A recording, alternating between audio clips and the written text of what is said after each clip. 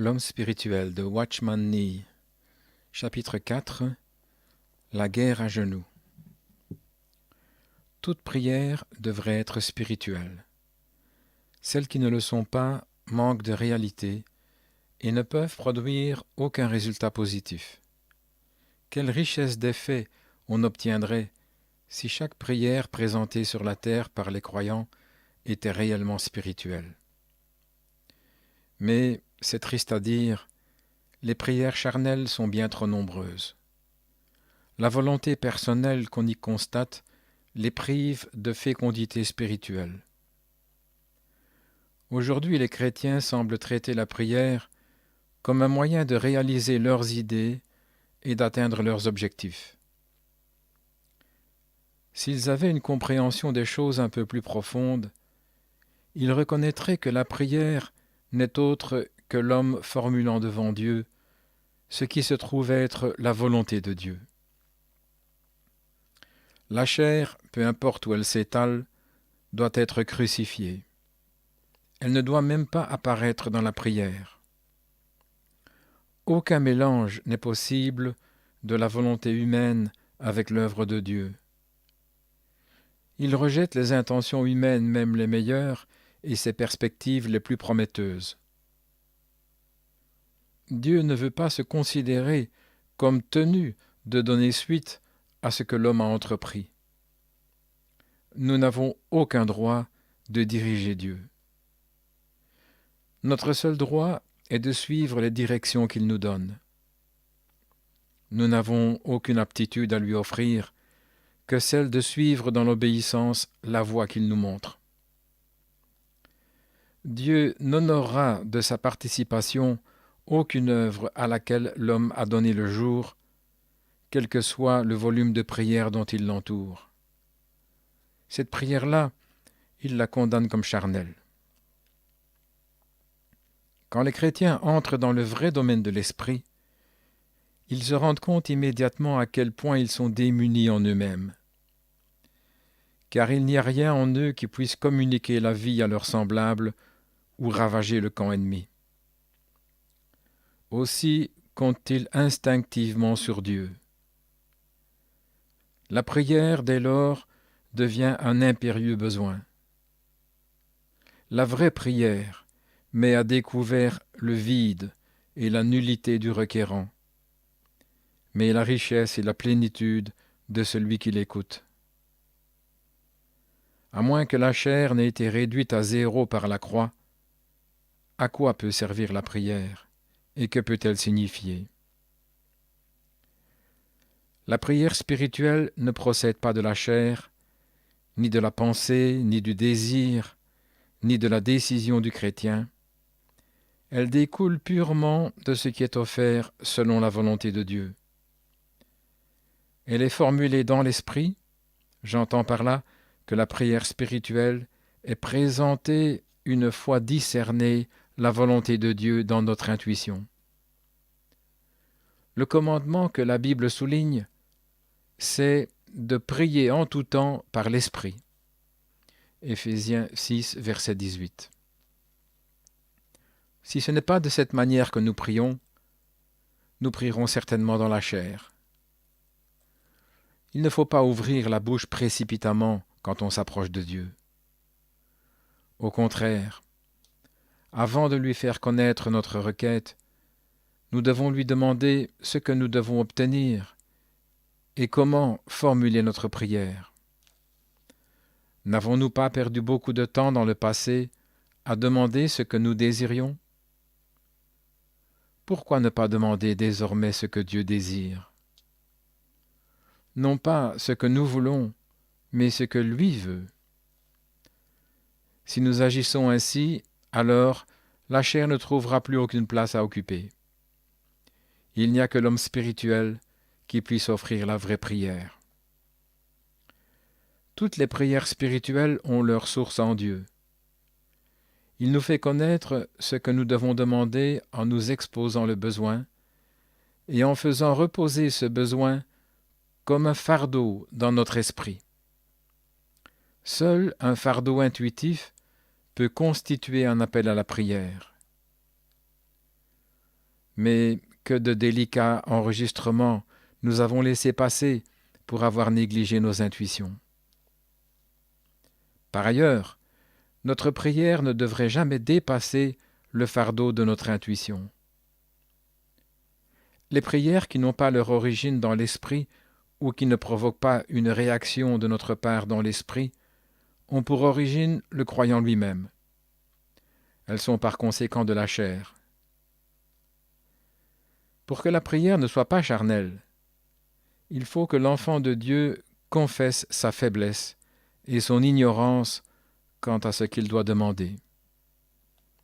Romains 8, verset 26. Et prier le Saint-Esprit de l'éclairer. Dieu donne les mots pour prier comme il les donne pour prêcher. Si nous connaissons notre totale faiblesse, nous sommes capables de dépendre du mouvement du Saint-Esprit dans notre esprit pour articuler notre prière. Nous ne devons pas prier seulement avec l'esprit, nous devons aussi prier avec l'intelligence. 1 Corinthiens 14, verset 15. Dans la prière, les deux doivent travailler ensemble. Le croyant reçoit dans son esprit la connaissance de la prière qu'il doit présenter, et il comprend dans son intelligence ce qu'il vient de recevoir. L'esprit accepte le fardeau de la prière, tandis que l'intelligence le formule en termes appropriés. Ce n'est que de cette manière que la prière du chrétien est rendue parfaite.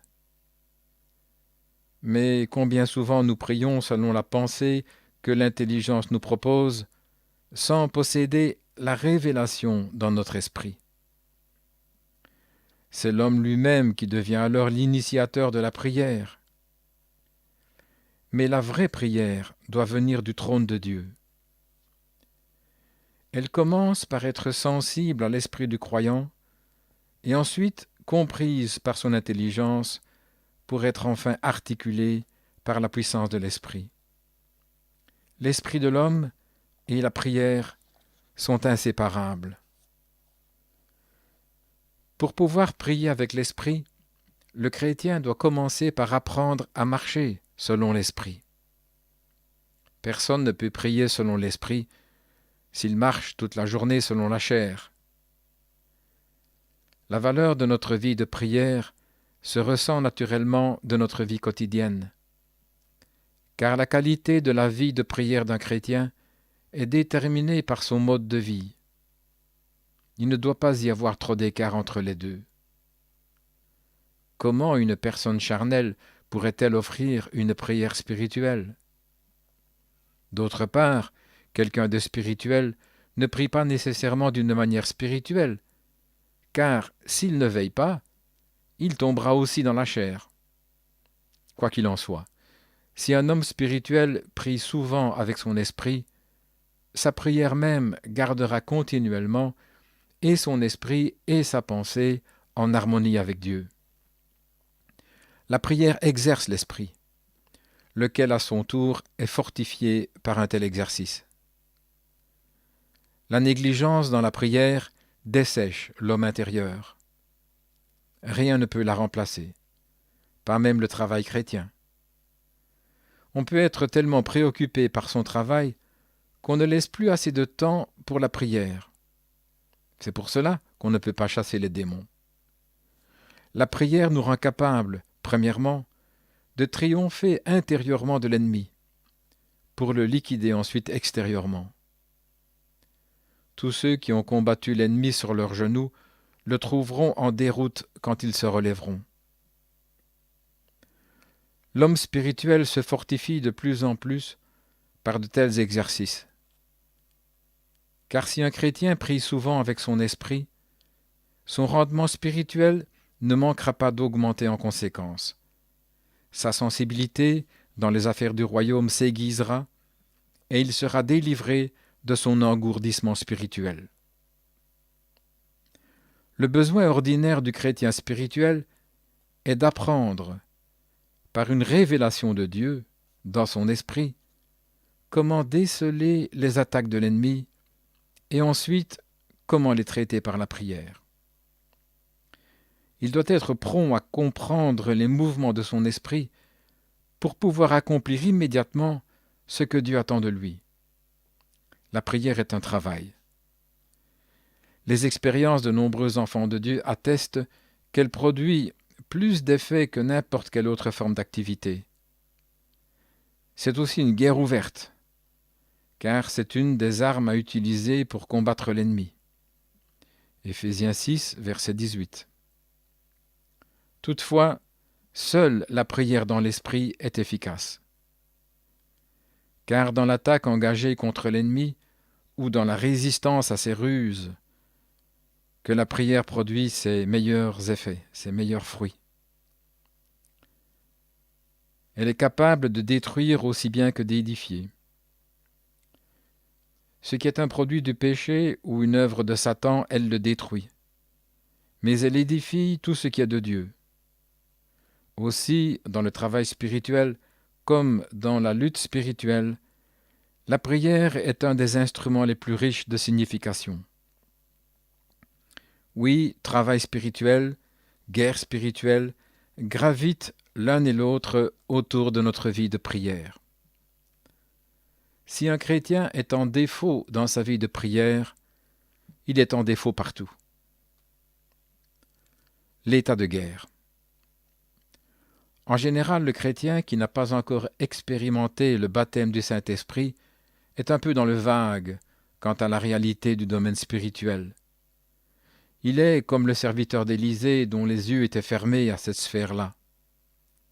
Il peut recevoir des instructions de la Bible, mais la compréhension en est confinée à son intelligence parce qu'il manque encore de révélation dans son esprit.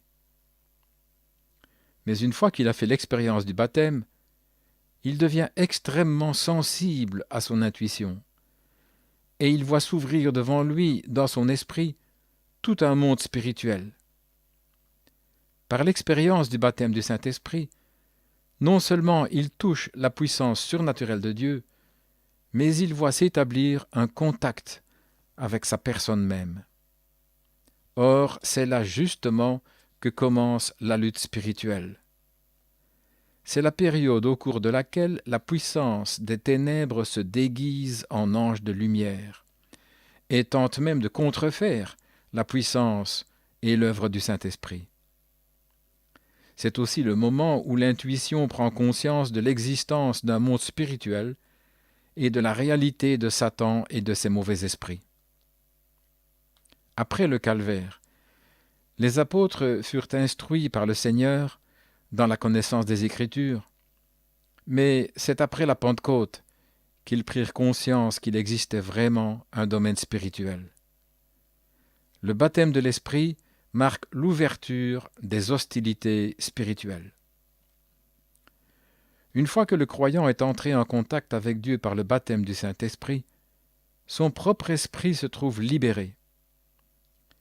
Il a maintenant conscience de la réalité des choses et des êtres du domaine de l'esprit. Cette connaissance acquise, et souvenez-vous que chez l'homme spirituel, la connaissance ne vient pas tout à la fois, une partie s'acquiert, et c'est le cas le plus fréquent, sous l'effet d'une pénible succession d'épreuves. Il se rencontre avec Satan. Seuls les hommes spirituels perçoivent la réalité de son antagonisme et engagent la bataille. Éphésiens 6, verset 12. Mais ces adversaires-là n'ont pas recours aux arsenaux de la chair. 2 Corinthiens 10, 4. Le conflit étant spirituel, les armes doivent l'être aussi. C'est une lutte entre l'esprit de l'homme et celui de l'ennemi. Un engagement d'esprit contre esprit. Avant d'en arriver, dans sa marche spirituelle à une telle conjoncture, l'enfant de Dieu ne comprend pas la bataille des esprits et ne peut pas s'y risquer. Ce n'est qu'une fois son homme intérieur fortifié par le Saint-Esprit qu'il sait comment combattre cet adversaire dans son esprit. À mesure qu'il progresse spirituellement, il découvre la réalité de Satan et de son royaume. Et c'est alors qu'il lui est donné de comprendre comment résister à son ennemi et comment l'attaquer avec son esprit. Les raisons d'un tel conflit sont nombreuses. La principale est la tactique d'agression et de blocage de l'ennemi. Il lui arrive souvent de provoquer de l'appréhension chez le croyant spirituel en intervenant dans son état physique, ou bien en le tenant en échec dans son travail, ou bien encore en jetant le trouble dans son entourage. Le peuple de Dieu met en œuvre sa puissance spirituelle pour contre-attaquer vigoureusement, réduire à néant les plans de l'adversaire et déjouer ses complots par la prière. Bien des chrétiens ne connaissent pas toujours avec certitude le dessein général de l'adversaire, ni ce qu'il est en train de tramer sur le moment. Ils continuent à le serrer de près et ne lui laissent aucun répit. La bataille spirituelle a encore un autre mobile. La nécessité de se libérer des séductions sataniques et de délivrer les âmes séduites. En dépit du fait qu'après le baptême du Saint-Esprit, l'intuition des croyants s'est développée en sensibilité, ils restent néanmoins accessibles à la séduction. Pour prévenir les ruses de l'adversaire, ils ont besoin non seulement de sensibilité spirituelle, mais aussi de connaissance spirituelle. S'ils ignorent la manière dont le Saint-Esprit les conduit, ils pourraient prendre une attitude passive et être faits prisonniers. À ce moment, l'erreur la plus facile que les chrétiens puissent commettre, c'est de céder à un sentiment ou à une expérience de leur âme plutôt qu'à la direction indiquée par leur homme intérieur. Une fois baptisés du Saint-Esprit, ils sont entrés dans le domaine surnaturel. À moins qu'ils ne sachent apprécier leur propre faiblesse, c'est-à-dire à quel point ils sont eux-mêmes incompétents pour aborder le surnaturel, ils seront séduits. L'esprit du chrétien peut ici être influencé par l'une ou l'autre de deux forces, le Saint-Esprit ou le mauvais esprit. Il commet une grave faute qui peut lui être fatale, celui qui croit que son esprit ne peut être contrôlé que par le Saint-Esprit, et pas du tout par le mauvais esprit. Il faut qu'on sache pour toujours qu'à côté de l'esprit qui est de Dieu, il y a aussi l'esprit du monde, 1 Corinthiens 2, verset 12, qui est en fait l'ennemi spirituel d'Éphésiens 6, verset 12. Si le chrétien ne ferme pas son esprit de ce côté-là pour lui résister, il s'expose à découvrir que le mauvais esprit s'est emparé de son esprit, l'a usurpé à la faveur d'une séduction et d'une contrefaçon. Quand un enfant de Dieu devient spirituel, il est accessible aux influences du monde surnaturel. Ce qui est vital pour lui à ce moment-là, c'est de connaître la différence entre spirituel et surnaturel, deux termes dont la confusion a donné lieu à de nombreuses séductions. Les expériences spirituelles sont celles qui ont pour origine l'esprit du croyant, tandis qu'il n'en est pas nécessairement ainsi pour celles du monde surnaturel. Elles peuvent avoir pour origine l'essence physique ou le domaine psychique. Le chrétien ne devrait jamais interpréter une expérience surnaturelle comme étant nécessairement spirituelle. Il faut qu'il examine ces expériences et détermine si elles lui viennent par les organes sensibles extérieurs ou par son esprit, par l'intérieur. Ce qui émane du dehors, si surnaturel que cela soit, n'est jamais spirituel. Les saints du Seigneur doivent se poser certaines questions, car Satan aussi accomplit des actes surnaturels. Quel que soit le sentiment qu'on éprouve au moment de l'expérience, ou la manière dont le phénomène se présente, ou à quelle identité il prétend, il faut en rechercher la source. L'exhortation de 1 Jean 4, verset 1 doit être strictement observée. Bien-aimés, n'ajoutez pas foi à tout esprit, mais éprouvez les esprits pour savoir s'ils sont de Dieu, car plusieurs faux prophètes sont venus dans le monde.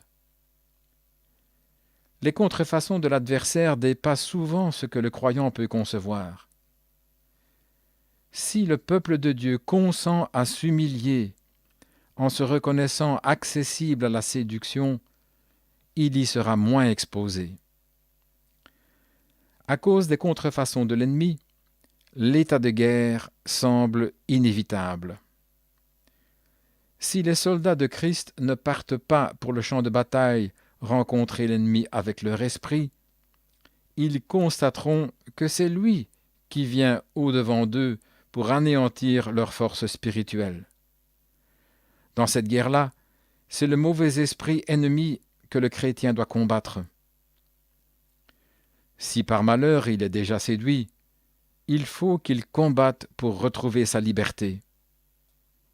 S'il ne l'est pas, alors qu'il s'efforce de sauver les autres et de prévenir les attaques de l'adversaire.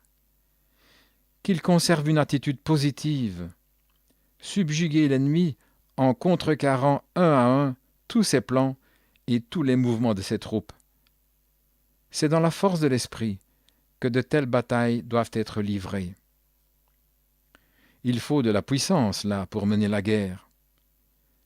Le chrétien doit apprendre comment il doit faire pour combattre l'agresseur par son esprit.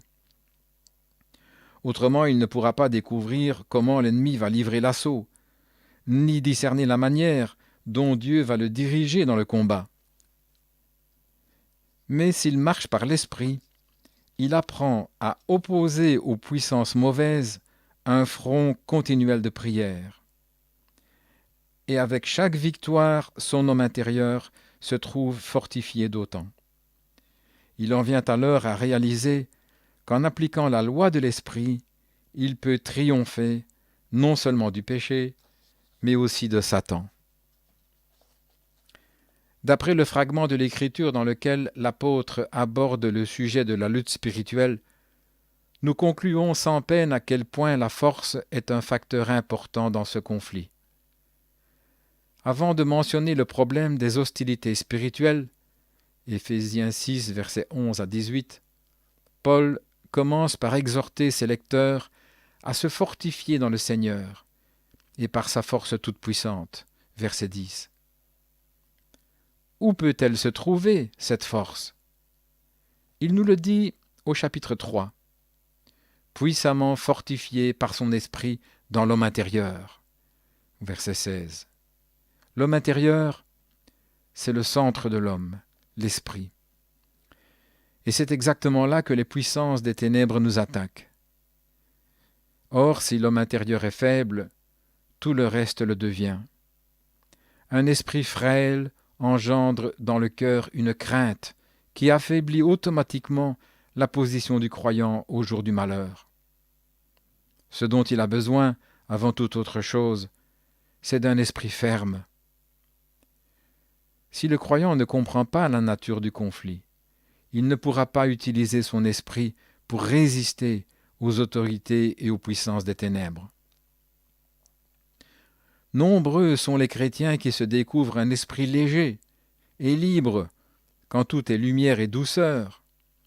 Mais il suffit que les hostilités éclatent pour que leur esprit se trouble, s'inquiète, se tracasse, jusqu'à ce qu'ils soient finalement submergés. Ils ne savent pas pourquoi ils sont battus. La méthode de Satan pour remporter la victoire, c'est de déloger les croyants, si possible, de leur position avec Christ dans les lieux célestes, en faisant sombrer leur esprit pour que lui puisse s'élever. Dans une bataille, la position qu'on occupe est un facteur de premier plan. Quand l'esprit du chrétien s'affaisse, il perd sa position céleste. Il faut donc que les chrétiens maintiennent leur esprit dans sa position de force et ne cèdent aucun terrain à l'ennemi. Ayant réalisé que son homme intérieur est puissamment fortifié par le Saint-Esprit de Dieu, le chrétien se rend compte maintenant de la nécessité absolue de triompher de l'ennemi. Son homme intérieur croît, grandit en vigueur au fur et à mesure des attaques auxquelles il se livre sur les genoux. Exactement comme les muscles d'un athlète se développent par le combat physique, la force de l'esprit du chrétien augmente par la bataille même qu'il doit livrer. Rusé comme il est, notre agresseur combine peut-être un assaut pour déprimer notre homme intérieur et affliger notre âme. Mais si nous avons appris à connaître ses artifices, nous ne céderons sur aucun point, mais lui opposerons une ferme résistance. Ainsi notre émoi n'aura pas de suite et notre âme sera protégée contre les craintes que la situation pouvait lui inspirer. La résistance dans l'homme intérieur accule l'ennemi à la défensive. Dans la lutte spirituelle, la résistance est un des éléments indispensables. La meilleure défensive, c'est l'agression opiniâtre. Il faut une volonté d'opposition alliée à une force dans l'esprit. La tactique d'opposition consiste en une lutte pour se libérer de la puissance qui cherche notre anéantissement.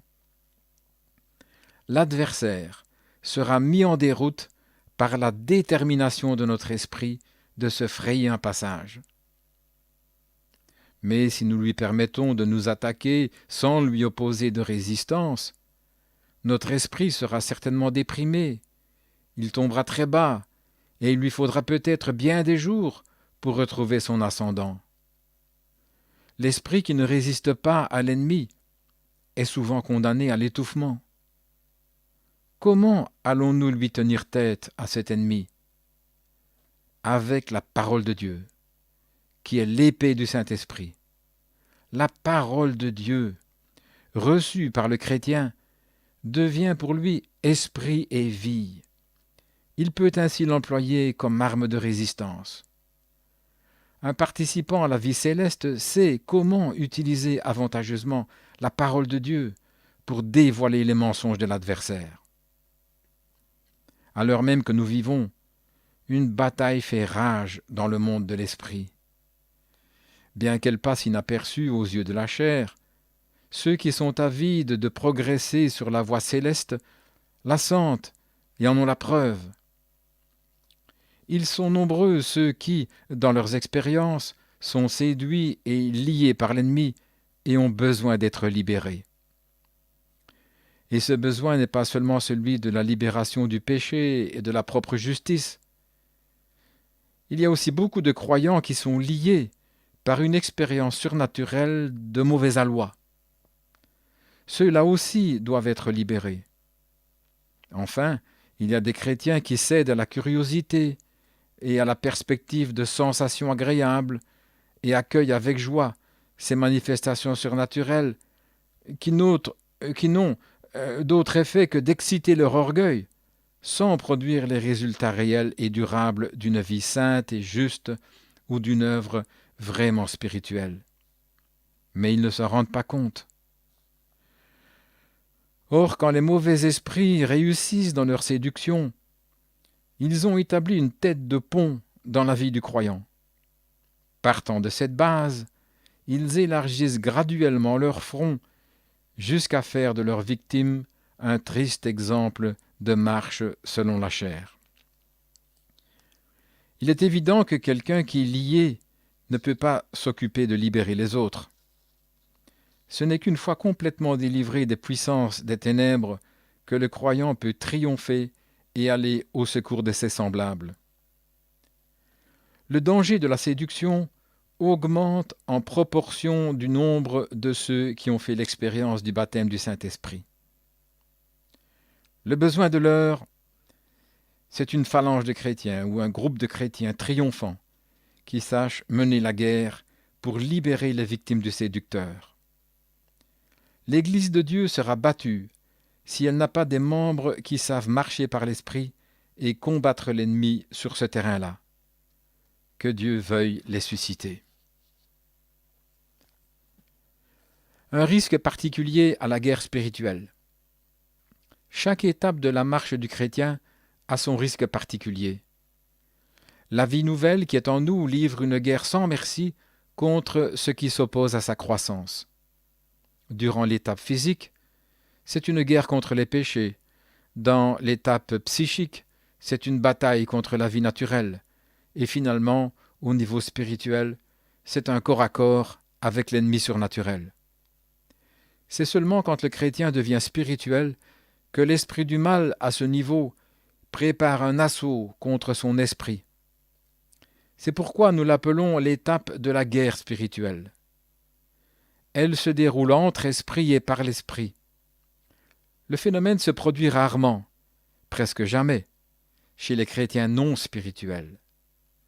Ne vous imaginez donc pas que si vous finissez par atteindre le plateau spirituel, vous aurez dépassé la zone des hostilités.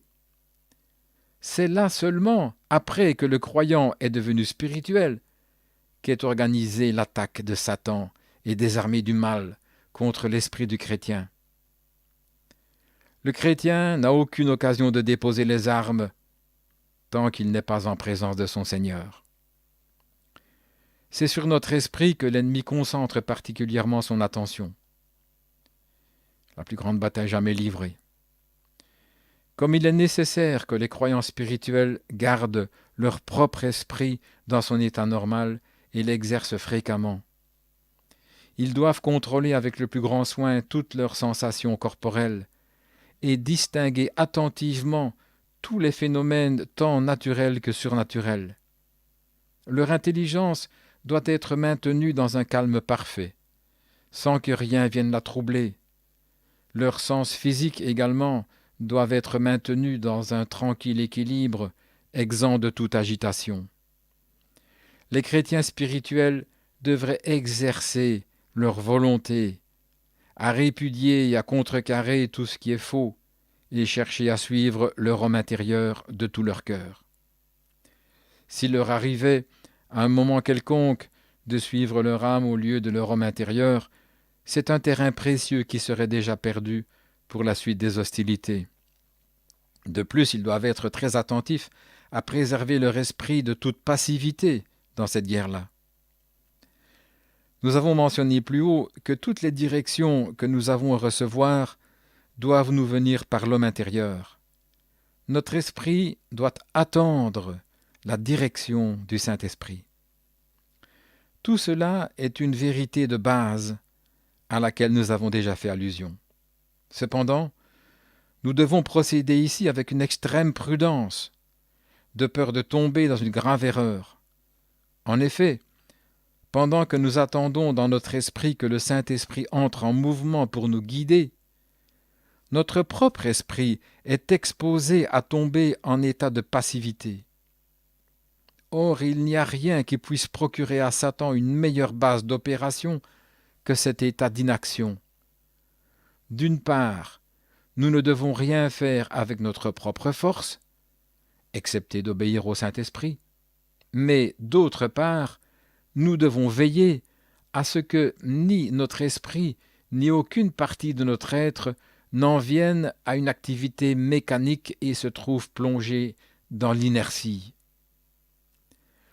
Il est essentiel que notre homme intérieur exerce son gouvernement sur notre être tout entier et collabore activement avec l'Esprit de Dieu.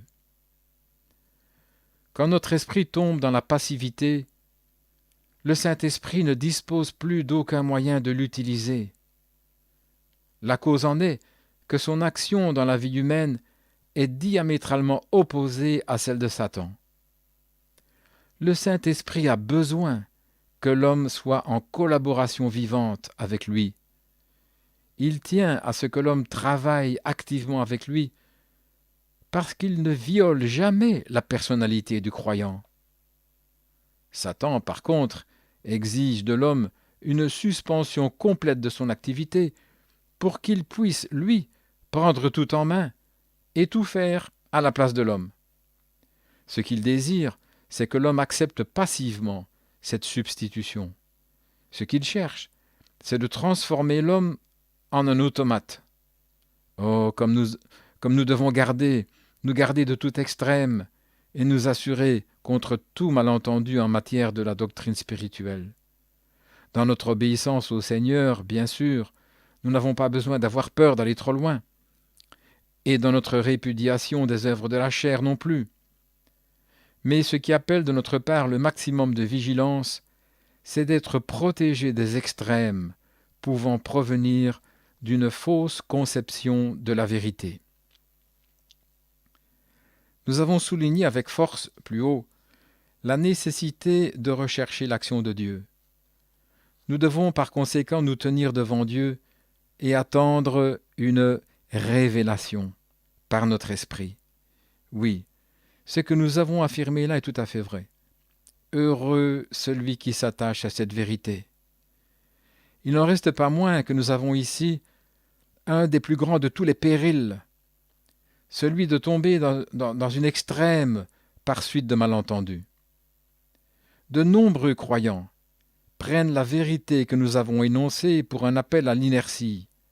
Ils s'imaginent que leur intelligence doit être vidée pour que le Saint-Esprit pense à leur place, que leurs sentiments doivent être supprimés pour que ce soit lui qui mette son affection en eux, et que leur volonté ne prenne aucune décision pour que lui puisse décider à leur place.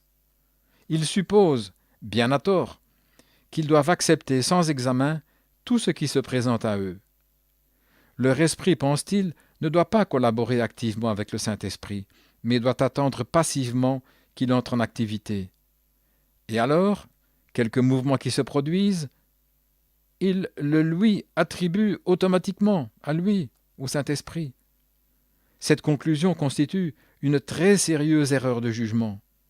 C'est un fait que Dieu cherche à détruire toutes les œuvres de notre chair, mais comme déjà dit, il ne désire en aucune façon détruire notre personnalité. Nous avons libre arbitre. Il n'éprouve aucun plaisir à nous transformer en automates. Il se réjouit au contraire de nous avoir comme collaborateurs. Ce que son cœur désire, c'est que nous pensions ce qu'il pense, que nous sentions ce qu'il sent, que nous désirions ce qu'il désire. Le Saint-Esprit ne nous supplante jamais dans nos fonctions de réflexion, de sensibilité et de désir. C'est nous-mêmes qui devons penser, sentir et désirer, mais selon la volonté de Dieu. Si notre intelligence, notre sensibilité et notre volonté tombent dans un état de quiétude dans lequel nous ne sommes plus actifs, mais dans une attente paresseuse de quelque force extérieure qui vienne nous secouer, alors notre esprit ne pourra pas échapper à la contagion et tombera lui-même dans l'indolence ou la passivité. Et Satan tire un immense avantage de cette incapacité dans laquelle nous sommes d'employer notre esprit, dans l'attente dont ne sait quelle force extérieure qui viendrait l'éperonner. Il y a donc cette différence fondamentale entre l'œuvre du Saint-Esprit et celle du mauvais esprit. Le Saint-Esprit provoque les hommes eux-mêmes à l'action sans jamais porter atteinte à la dignité de leur vocation. L'esprit malin, au contraire, exige d'eux une complète inaction pour qu'ils puissent agir à leur place et réduire leur esprit à l'état de simple robot. Il s'ensuit qu'un esprit passif non seulement fournit au malin une occasion de fonctionner, mais en même temps lie les mains du Saint-Esprit parce que celui-ci n'agira pas sans la collaboration du croyant. Dans ces circonstances, la puissance mauvaise cherchera inévitablement à exploiter la situation.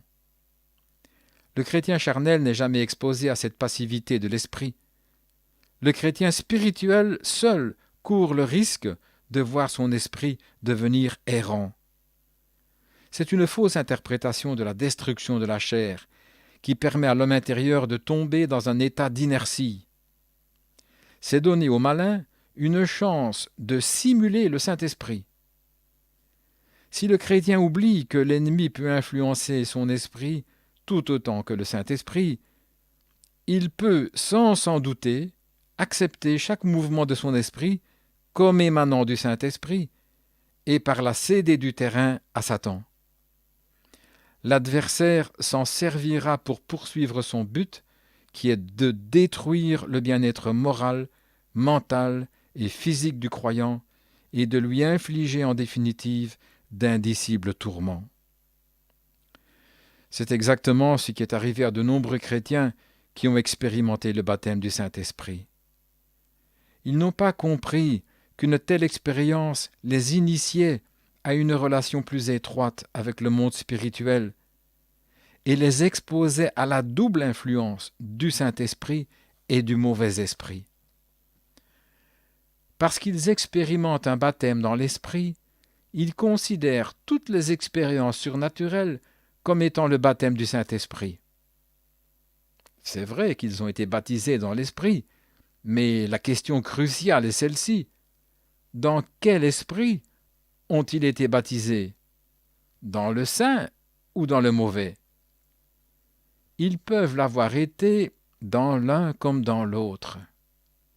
Faute de reconnaître que le Saint-Esprit a besoin de la collaboration de leur esprit et qu'il ne fait jamais violence à leur personnalité, de nombreuses personnes laissent leur homme intérieur tomber dans la passivité et permettent ainsi à une force extérieure de leur faire un mauvais coup. En un mot, elles ont été baptisées dans le mauvais esprit. Certains chrétiens, d'autre part, ont été authentiquement baptisés du Saint-Esprit, mais incapables qu'ils sont de distinguer entre esprit et âme, ils ont été séduits après coup. À cause de leur expérience spéciale, ils maintiennent que désormais c'est le Saint-Esprit qui exerce le contrôle de tout et que par conséquent, ils n'ont plus aucune démarche active à entreprendre et peuvent rester complètement passifs. Ainsi leur homme intérieur est-il condamné à une totale inertie. Satan commence alors à les nourrir de toutes sortes de sensations agréables et de les approvisionner en visions, rêves et autres expériences surnaturelles. Ces victimes les acceptent toutes comme venant du Saint-Esprit, sans réaliser que c'est l'inertie de leur esprit qui a agi comme un aimant pour ouvrir la porte à ces expériences de contrefaçon. Au fur et à mesure que la conscience devient plus passive et que le mauvais esprit lui fournit ses directions, certains chrétiens commencent à laisser fléchir leur niveau moral dans l'idée qu'ils vivent désormais selon un principe plus élevé, et ils traitent certaines incartades comme n'étant après tout pas tellement immorales. Ils cessent également de faire des progrès dans la vie et dans le travail professionnel. Au lieu d'exercer leur capacité intuitive à découvrir la pensée du Saint-Esprit, ou d'engager leur conscience du discernement progressif du bien et du mal, ils suivent simplement la voie surnaturelle venue du dehors et se laissent réduire à l'état de simples robots. Ces chrétiens-là prennent la voie surnaturelle pour la voie de Dieu. Il ne faut aucun cas de leur raison, de leur conscience, pas plus que de l'avis de leur entourage. Ils finissent par se révéler les individus les plus têtus du monde. Ils n'écoutent plus personne et s'imaginent obéir à un principe de vie plus élevé que celui de leurs confrères spirituels. Ils répondent parfaitement à la description de l'apôtre. Leurs consciences sont cautérisées. 1 Timothée 4, verset 2. Elles sont vides de conviction. Ainsi donc, en résumé, dans notre guerre spirituelle, nous devons en tout temps maintenir notre homme intérieur actif, entièrement subordonné au Saint-Esprit, mais pas dans une soumission passive. Même si l'adversaire ne nous attaque pas, nous devons maintenir notre esprit en position de vigilance, en fonctionnant à son maximum de rendement.